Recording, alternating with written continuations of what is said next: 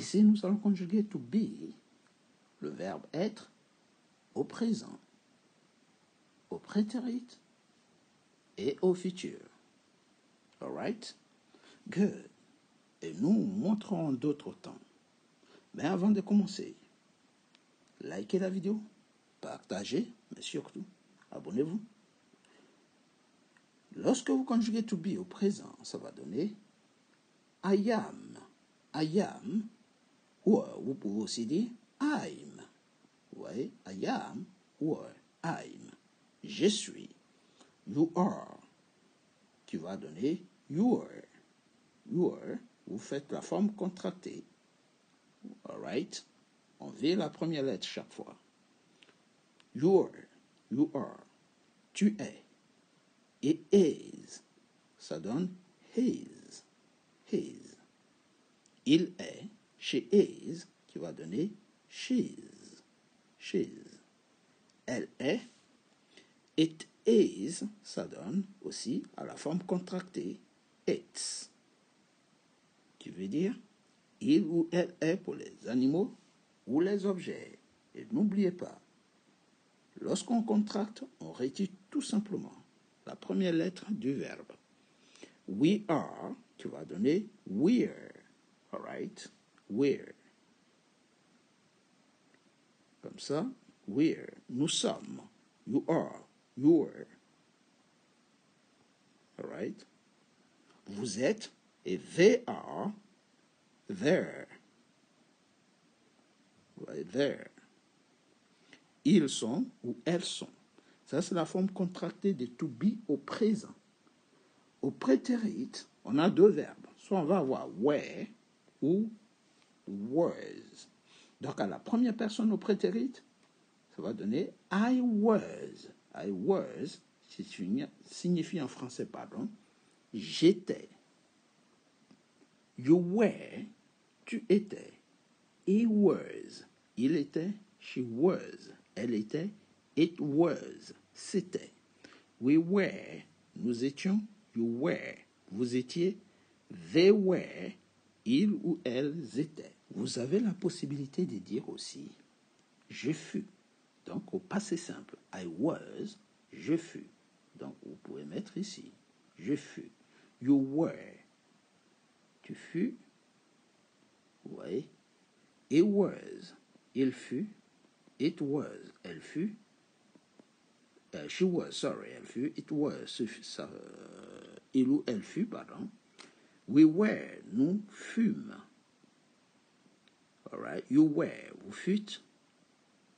Et they were, ils furent. Ouais, ils furent. Donc ça, c'est le passé simple de to be. Ouais, to be. Je fus, tu fus, il fut, nous fûmes, vous fûtes, ils furent. Bien. Au futur, to be, on dira I shall be, mais on dit de plus en plus I will. Donc le will prend le dessus sur shall. Mais les premières personnes, on utilise shall pour mettre un verbe au futur. Vous mettez le modal plus le verbe à l'infinitif. Et comme les modaux, ce sont des mots qui ne changent pas, alors forcément, l'infinitif ne changera pas aussi. Donc, quel que soit le verbe que vous allez prendre, les conjugaisons seront toujours les mêmes au futur. Donc, comme je vous ai dit, shall s'utilise uniquement pour les premières personnes. Mais, vous pouvez mettre à la place de shall, vous pouvez mettre will, parce que le will a pris le dessus. Donc, ici, on recommence. I will be, je serai. Ouais, je serai. I will be. Okay, next year, I will be there. L'année prochaine, je serai là-bas. You will be, tu seras. You will be, ouais, tu seras. He will be, il sera. He will be there. Il sera là-bas. She will be there. Elle sera là-bas. Ouais. It will be there. Il ou elle sera. We shall, ou on dit maintenant. We will be there. Nous serons. Ouais, nous serons là-bas. You will be there. Vous serez là-bas. Donc, vous serez. Et they will be, il ou elle au pluriel, seront. Donc, c'est le futur de to be. Lorsque vous conjuguez to be, Je serai, tu seras, il sera, nous serons, vous serez, ils seront.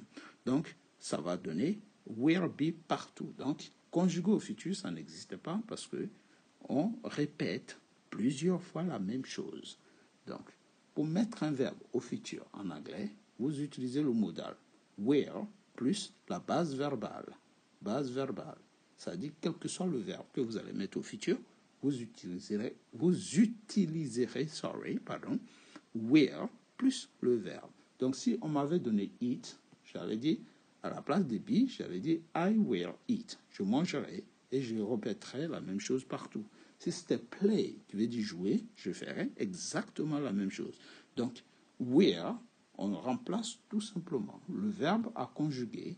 Vous mettez à la place de be et le verbe est au futur. Donc, conjuguer au futur, c'est connaître shall et will. Ce sont les deux mots qui permettent de mettre un verbe au futur.